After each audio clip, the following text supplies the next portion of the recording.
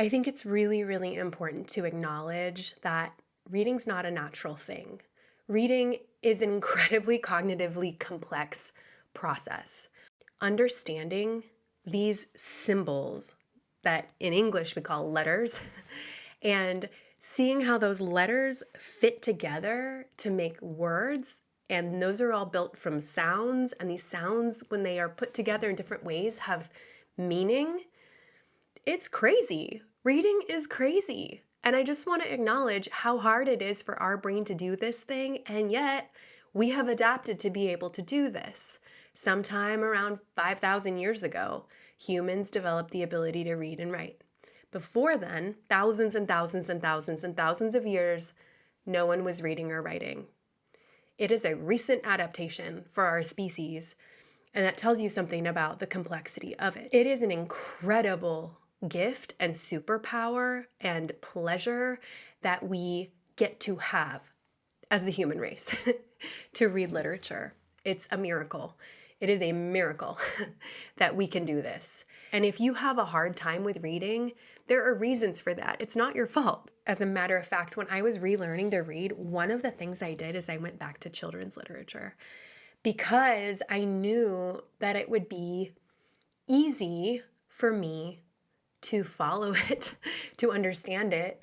The challenge I was facing was my attention and boredom, frankly. I was so used to being stimulated in this like very easy way by flashy, loud spectacle coming at me from all of my devices that just having to be sort of visually understimulated and look at words felt kind of boring. By the end of the year, I had trained my attention span to crave longer works and to crave a challenge. And so at the end of the year, I read Moby Dick, which was, as a teacher, like a lifelong goal I had had. I never took the time to do it. I was never in the right place for that book to come into my life, but this was the year I just felt like it was the right time. And it was so hard. I cannot overemphasize to you how difficult this was for me. It was so challenging. I found this book to be so strange, so overwhelming, and part of it was how many things this text referenced outside of itself. I look at this level of vocabulary in Moby Dick as being a huge obstacle in my ability to understand the story. And if you can't understand what you're reading, you can't connect with it. You just can't. And so I had to read this book as if I was a child in school, but I had to be my own teacher in a way. That meant I did things I would have asked my students to do. And within the first couple of chapters, Melville uses this phrase. He compares something to a Hyperborean winter. A Hyperborean winter. I had no idea what that was. I had never heard this term in my life. I did stop to look it up, and I've already forgotten what it means. Let me check my notes. Hyperboreans were a remote people referenced in Greek mythology who lived at the far northern part of the world.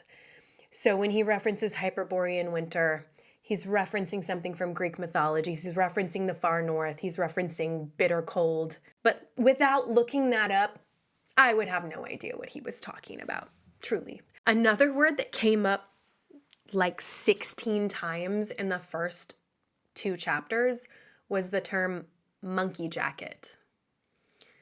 I knew what a monkey was and I knew what a jacket was, but I did not know what a monkey jacket was. I could kind of picture what I thought this was based on images I had seen of 19th century sailors and things like that. But these sailors that were described as wearing monkey jackets, I just didn't know.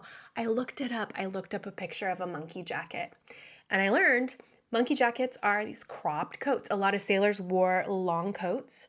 But monkey jackets were cropped, and this is so that sailors could climb up masts and deal with rigging and lines and everything without getting all tangled up. And once I understood what that was and could picture it, it was super helpful.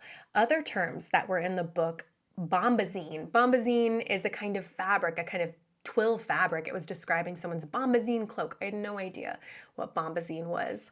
Another one, Southwestern. I don't know even how to pronounce this. Someone tell me. Southwestern. It's spelled like this. I didn't know what this was, and this was like referenced multiple times. It's one of those floppy rain hats. Okay, so suddenly, as I'm starting to look up words on every page I don't know, this visual imagery is just coming to life for me. And now I can see what everyone's wearing. Suddenly the people have clothes.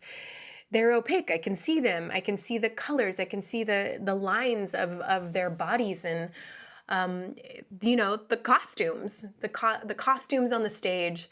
I can visualize, and seems so unimportant. Like, well, who cares if I know what kind of clothes they're wearing? That's not the point of Moby Dick. I argue that it is. A book that is so encyclopedic in its desires to teach about the finer nuances of the 19th century whaling fishery. It is about the clothes as it is about everything else. And if I don't have a basic image in my mind's eye of what these things are talking about, it's impossible for me to penetrate it. Reading of any kind, part of the delight of reading, and this is true for kids, it's true for adults, is the way that our imagination just dilates and expands beyond ourselves, beyond our walls of our homes, and we enter in this totally different world that feels as real as ours. And if we can't picture that world with any sensory detail, we're lost in it. We're at sea. And I was at sea in Moby Dick until I started using the damn dictionary.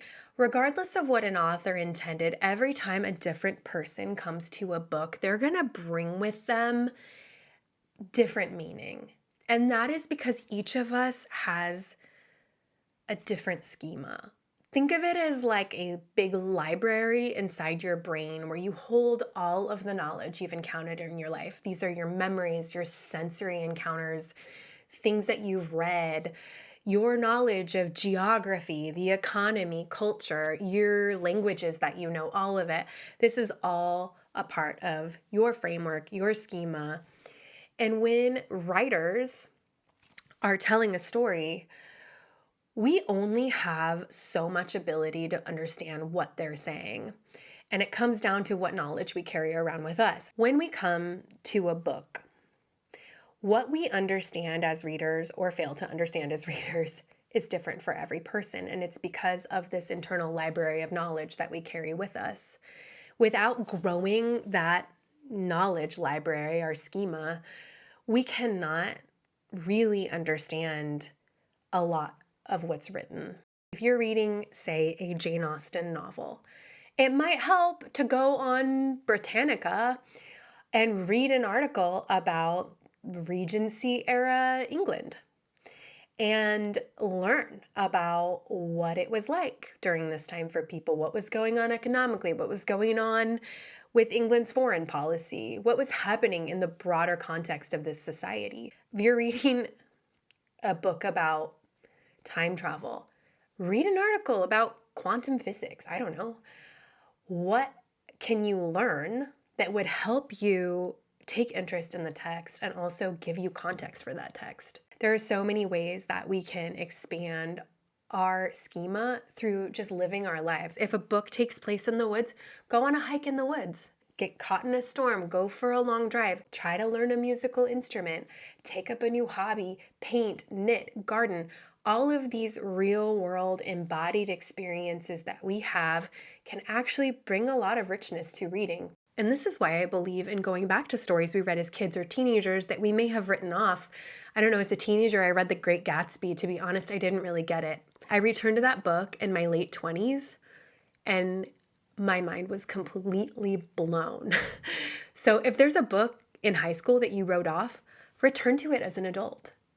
Just because you hate it in high school doesn't mean you're going to hate it now. You could read it now with a completely different, well-developed schema full of life experiences and knowledge and wisdom and have a completely different take on that book. So an invitation to enjoy things that you didn't understand when you were younger, because you couldn't. You couldn't. It doesn't have anything to do with how intelligent you were. You probably just did not have the schema that you needed to connect deeply with that material. When we're learning to read, it helps so much to have a teacher guiding us through that process. But when we are adults, we have to become our own teachers. If we can't go sign up for a class at the local college, we have to teach ourselves, and we can do that. It takes a lot more discipline and a lot more intentionality, but it is possible to teach ourselves to read and to learn to love reading if we can find our motivation. If you're interested in healing your attention span and cultivating a love of reading this year,